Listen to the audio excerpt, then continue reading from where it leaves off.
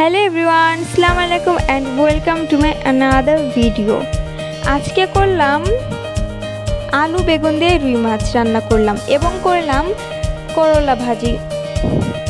आज के दुपुरेर जोन्नो बेशी किछु करिनी, এই হালকা কিছু রান্নাই করেছি।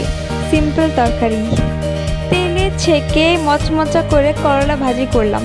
এটা খেতে কিন্তু একটু অন্যরকম আর এটা খেতেও কিন্তু অনেক মজা। আর যারা করলা ভাজি তেমন একটা পছন্দ করেন না তারাও কিন্তু এভাবে ভেজে খেতে পারেন। এটা খেতে কিন্তু অনেক মজাদার, তিতো যে ভাবটা সেটাও চলে যায়। এটা অনেক মচমচে হয় এবং অনেক বেশি টেস্টি হয়। আমার বাসার সবাই কিন্তু এভাবে রান্না করলে অনেক পছন্দ করে, তাই আমি এভাবেই রান্না করি। তেলটা একটু বেশি ফোড়ায় ঠিক আছে, বাট তারপরও আমি এভাবে রান্না করি। আর আরেকটা কথা, এটার মধ্যে কিন্তু অতিরিক্ত তেল থাকে না। আপনারা মনে করতে পারেন যে এত তেল খাওয়া ভালো না, বাট এটা ছেঁকে তোলার পর এটার মধ্যে একটুও তেল থাকে না। তো কথা বলতে বলতে এই তো আমার দুপুরের রান্না প্রায় শেষ। এই যে আমি করলা ভাজিগুলোকে ভালো মতো লাল লাল করে মচমচে করে ভেজে নিয়েছি। দেখতেও কিন্তু সুন্দর লাগতেছে, তাই না? কি সুন্দর মচমচা লাগতেছে, ফোনে দেখতে কতটা সুন্দর লাগতেছে, তাহলে ভাবুন বাস্তবে এটা কতটা মজা। আর এদিকে কিন্তু আমার আলু বেগুন দিয়ে রুই মাছের তরকারিও শেষ। এটা দেখতেও কিন্তু অনেক সুন্দর লাগতেছে, একদম লাল লাল হয়েছে। এটা খেতেও কিন্তু অসম্ভব স্বাদ হয়েছিল। এটা রেসিপি যদি আপনারা চান তাহলে অবশ্যই আমাকে বলবেন, আমি আপনাদের অবশ্যই দিব।